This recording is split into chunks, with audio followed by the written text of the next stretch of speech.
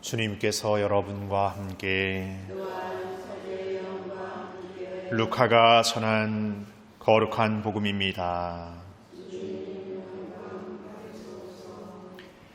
그때 예수님께서는 백성에게 들려주시던 말씀들을 모두 마치신 다음 가파르나움에 들어가셨다. 마침 어떤 백인대장의 노예가 병들어 죽게 되었는데 그는 주인에게 소중한 사람이었다. 이 백인대장이 예수님의 소문을 듣고 유다인의 원로들을 그분께 보내어 와서 자기 노예를 살려주십사고 청하였다. 이들이 예수님께 다가와 이렇게 말하며 간곡히 청하였다. 그는 선생님께서 이 일을 해주실 만한 사람입니다. 그는 우리 민족을 사랑할 뿐만 아니라 우리에게 회당도 지어주었습니다. 그리하여 예수님께서 그들과 함께 가셨다. 그런데 백인대장의 집에서 그리 멀지 않은 곳에 이르셨을 때 백인대장이 친구들을 보내어 예수님께 아뢰었다. 주님, 수고하실 것 없습니다. 저는 주님을 제 지붕 아래로 모실 자격이 없습니다. 그래서 제가 주님을 찾아뵙기에도 합당하지 않다고 여겼습니다. 그저 말씀만 하시어 제 종이 낫게 해 주십시오. 사실 저는 상관 밑에 매인 사람입니다만 제 밑으로도 군사들이 있어서 이 사람에게 가라 하면 가고 저 사람에게 오라 하면 옵니다. 또 제 노예더러 이것을 하라 하면 합니다. 이 말을 들으시고 예수님께서는 백인대장에게 감탄하시며 당신을 따르는 군중에게 돌아서서 말씀하셨다. 내가 너희에게 말한다. 나는 이스라엘에서 이런 믿음을 본 일이 없다.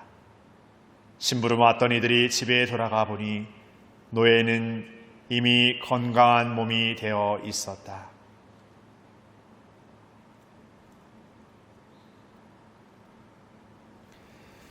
주님의 말씀입니다.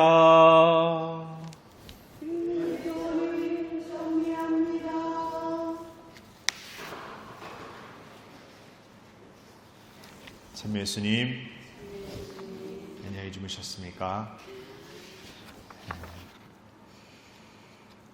오늘 예수님의 말씀 가운데 군중을 돌아보시며 나는 이스라엘에서 이런 믿음을 본 일이 없다 이런 말씀 하시는데, 만약 여러분들이 예수님을 따르는 그 군중 가운데 계셨다면 예수님이 돌아서서 나는 이제적 이런 믿음을 본 적이 없다 말씀하시면, 저 사람의 믿음이 정말 대단하구나, 저 사람을 본받아야겠다 이런 생각이 드시겠습니까? 아니면 우리도 나름 열심히 했는데 우리한테는 이런 믿음이 없다라고 그냥 이렇게 한마디로 그냥 이렇게 값을 매기듯 헐값 매기듯 이렇게 말씀하시는가 하는 생각이 들 수도 있을 것 같습니다. 물론 다른 여러 가지 생각이 들 수도 있을 것 같은데, 우리에게는 이렇게 가끔 어떤 칭찬받는 존재를 뭔가 이렇게 우리 안에서 이렇게 칭찬받아야 될 어떤 존재를 바라볼 때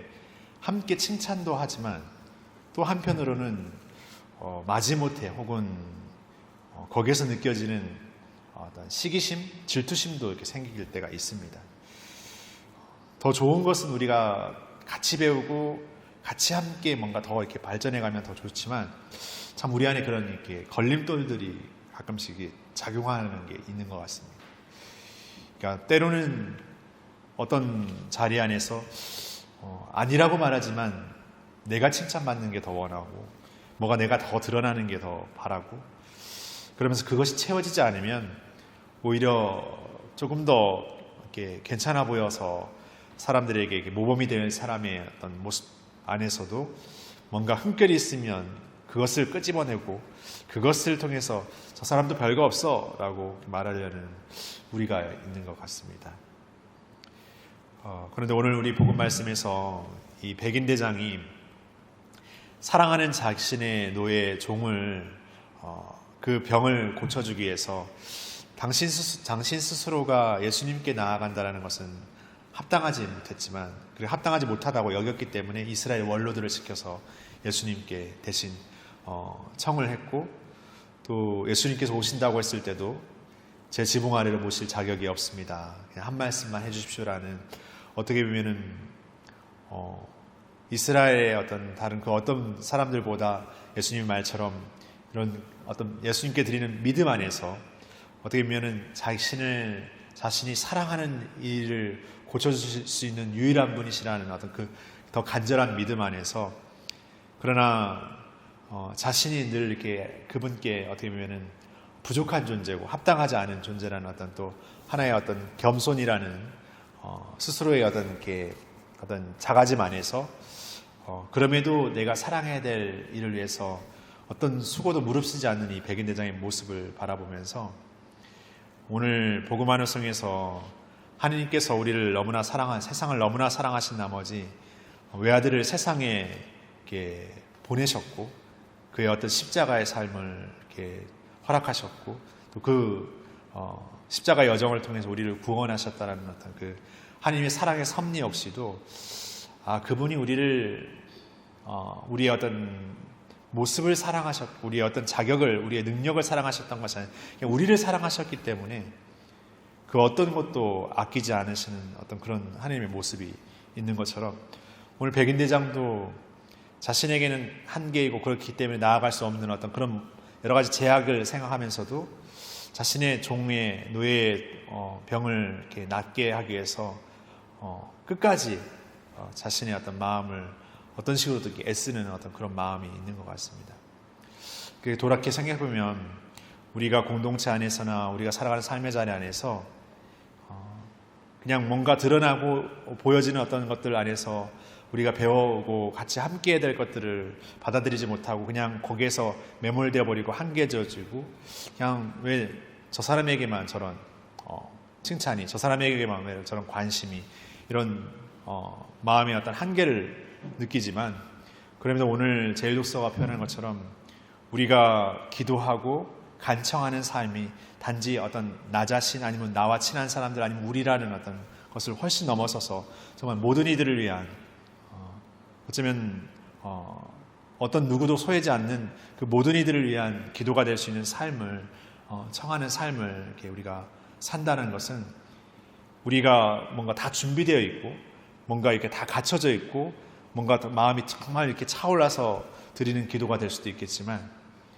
끊임없이 느껴지는 어떤 나의 한계, 그냥 나의 인간적인 어떤 나약함의 어떤 마음들, 시기심, 질투심, 그 모든 것들을 이렇게 느끼면서도 다시 시작하고 다시 기도하고 다시 사랑하는 마음이고, 그리고 그 사랑의 마음이 내 인간적인 어떤 그 욕구나 내 바램, 내가 사랑하고 싶은 사람에 대한 사랑이라는 그 한계져진 마음을 훨씬 넘어서서 정말 그 누구를 사랑하기 위해서 그가 나에게 어떤 도움이 되거나 아니면 그가 나에게 어떤 이웃이 되거나 아니면 그가 나에게 어떤 뭔가 어떤 관계 안에서 뭔가 이렇게 되어지지 않는 그냥 그 불특정한 그 누구를 위해서 우리 자신의 것을 기꺼이 모든 걸 다 희생시킬 수 있는 그 마음에 이르기까지 우리는 늘 다시 시작해야 되겠습니다.